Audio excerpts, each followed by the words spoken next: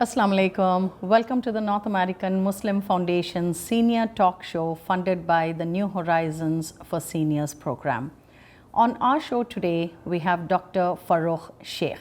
She has been practicing in Canada for the past 35 years as a family physician. So let's hear it from her in regards to our seniors and their well-being. Thank you for joining our talk show, Dr. Farokh. Welcome to the show. You're welcome. Thank you for calling me, on the show. It's a pleasure. I've never interviewed before. So this is something that you're doing. You see, every senior has to do something that they haven't been doing during their lifetime, right? Well, so this is a yes, good opportunity for you. Yeah, of course, definitely. It is an opportunity, but unluckily, yesterday, one of my closest friend died. Oh. And but anyhow, I said, no, I can't stop the interview. I have to go for the interview.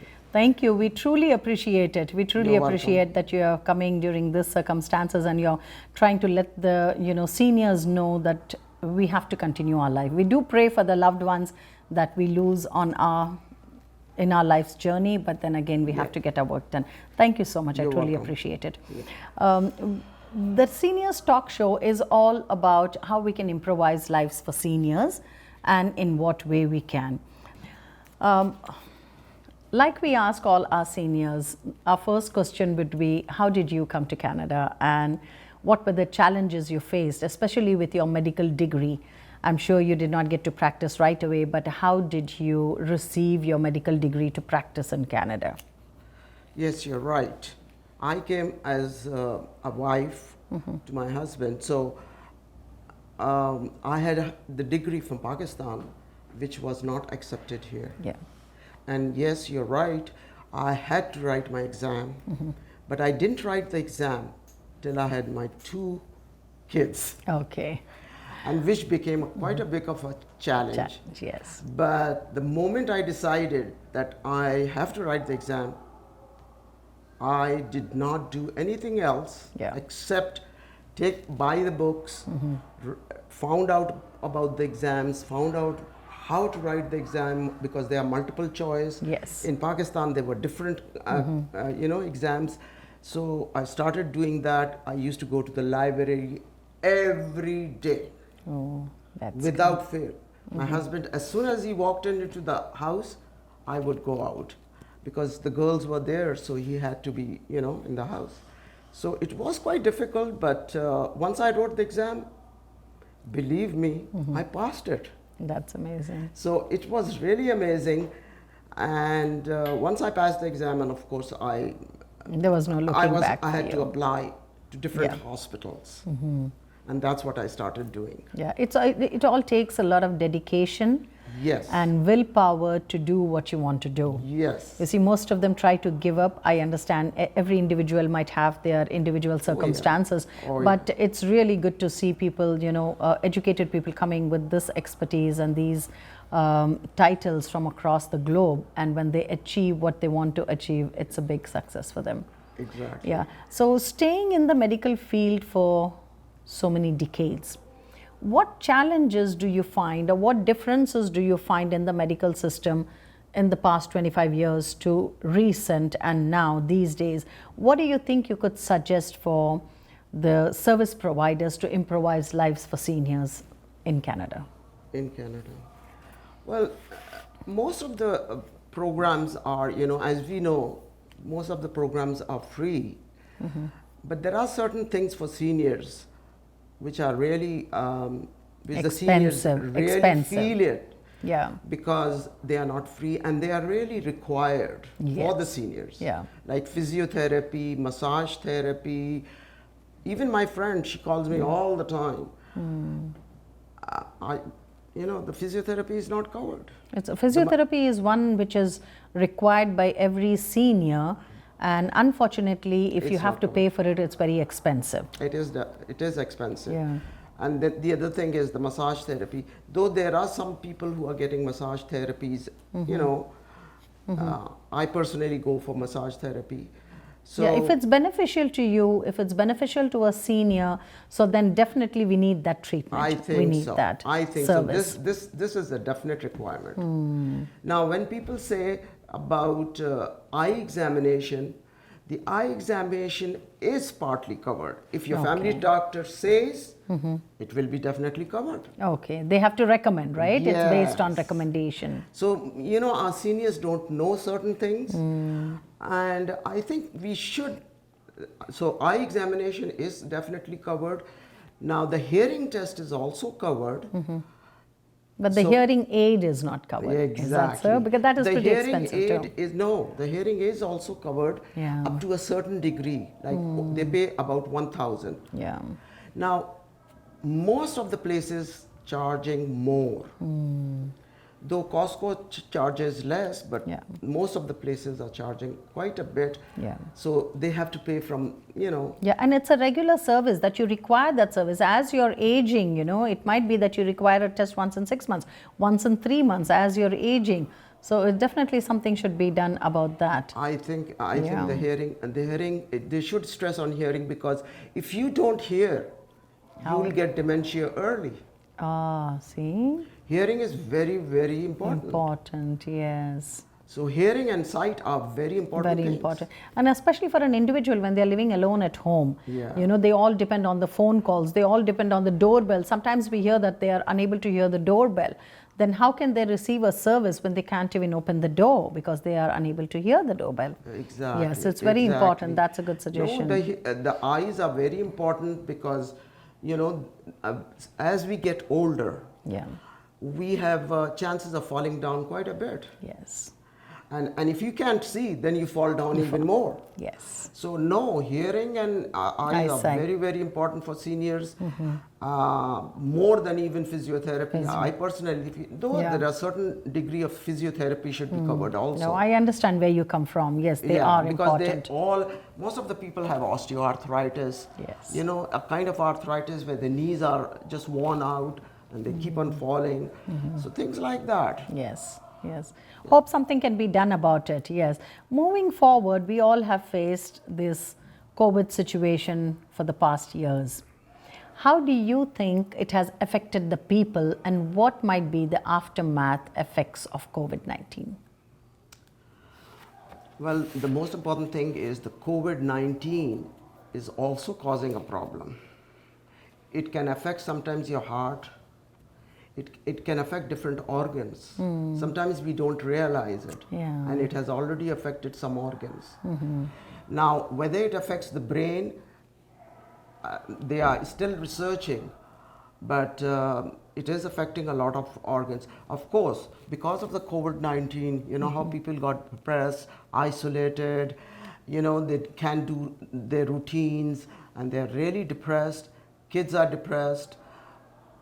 I noticed some people when you were, off the blue, when you were asking them your house address, and they would say, okay, I need 2 minutes to think about my house address, because they never left the house for such a long time. Yeah, exactly. So it did affect many people from small to large circumstances that they came across during COVID. So what would you suggest for the people who are isolated or living alone in their houses, for them not to be affected even more with the COVID situation? What are your suggestions? What do they need to do?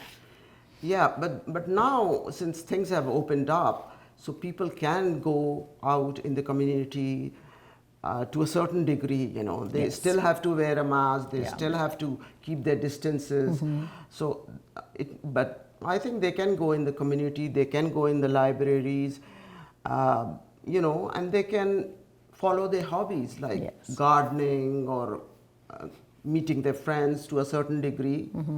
They can do all those kinds of things. So maybe therapeutic things, they can practice some therapeutic practices because that would keep them busy in their families and houses. And yes, of course, they meet their family members, their grandchildren or their relatives. And especially programming, as you know, there are seniors programs spread all across the city within the community centers. Faith-based groups are also providing community programs. So I think that's another best way of spending and utilizing your time and skills to learn from each other. That's what I've been doing. Personally, I've been very busy. I can't even imagine how seniors can be isolated. So now I go to the gym. I go and I meet my friends. Sometimes, I have to see some of my friends because they are sick. Yes. or sometimes they require something. I always visit them.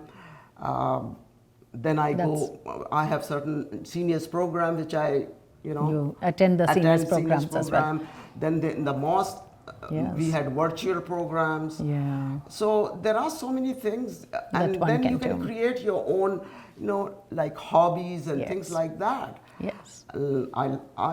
I love doing gardening also. Yeah. So I maintain my flowers and things like that. Self-motivation. I feel self-motivation is also the best practice that you can do for your own self-care. Exactly. There's so much that others can help, but again, unless you are not motivated, nothing can be done about it. So try to be but self-motivated. if there is a depression, they are not motivated. Yes. So then that's another clinical aspect, right? Depressions are all clinical aspects. So now the promotions, the health promotional programs, the wellness programs that are in the community are created to avoid depression and isolation. Yes. So even before you reach to the point, try to have your self-care. Prepare yourself not to get into that situation. That's it. Not to get, but always there is help. No matter what happens to an individual, please seek help. Help is available and it is around the corner. Yeah. Yeah. Do you drive, or did you find that people find it very comfortable to use the wheel trans, or they find it challenging to use the wheel trans? Any suggestions that you can give about transportation to our seniors? Most of the seniors do have cars and all that, but there are some seniors like mostly are, immigrants, new immigrants, and they don't have cars and things like that. So of course they have to take public transport. Yeah. Certain areas of Toronto have a very, good facility for that. Good facility of public transport. Yeah. And they do always help. Yes. If you are with a walker or if you are with a stick, they always help you. Yes. So, I mean, accessibility is there. Accessibility is there even in transports, even in the public transport, in trains and trams. You do have the facility. Now, you said about the wheel trans. Yes. No, I found wheel trans was good when I took my husband twice a week to Sunnybrook from Scarborough. It was always there. The facility was there, the service was provided to you. Occasionally they used to get late because there was so much traffic on the highway, but it was always there. So I took him for 3 months. Yeah. And they were very good. Yes. And that's a road to progress. Every summer you find that roads are being repaired.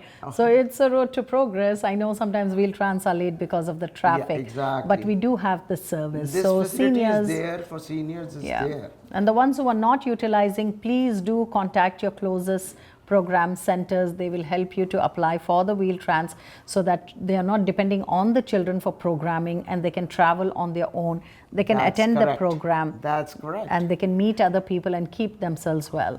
They can talk to their MPP. Yes, go to the MPP's office. Yeah, or the counselor or whoever is there available. They are always there to help you. Yes, and they are just one phone call away. They are very good at responding. So that's a very good suggestion that you have given. Contact your MPP's offices which are within your neighborhood, and they will connect you to other services that you can avail. And all these services are free of charge. You don't have to pay for them, and if you find that transportation is difficult, they do provide transportation tickets as well, depending on their capacity. Once the wheel trans didn't come for some reason, and I came from Sunnybrook to Scarborough, I had to pay $100. Yes, it is expensive if you drive by car, but at times. So if the if a service is available by government, we should avail it. Yeah, please avail the services, because you're not only availing the service, but you're also providing some, employment opportunities to these wheel trans drivers, and they are so helpful in everything that you would want. Helpful. Yes, they are. They all used to come through my garage and take the wheelchair themselves. That's amazing. That's amazing. And no wonder we love Canada. That's the reason we love Canada. Yeah, that's true. Yes. Thank you, Dr. Farooq Sheikh. Thank you so much for coming and sharing all these important suggestions for our seniors. I'm sure they will benefit with all this information and with all these services that are being provided for seniors. So once again, thank you for joining our talk show. Thank you, viewers, for joining us on this interesting talk show with Dr. Farooq Sheikh, and through the North American Muslim through the North American Muslim Foundation's program, which is the Seniors Talk Show funded by the New Horizon for Seniors. Stay tuned for our next guest. Once again, your host, Sajida Khan.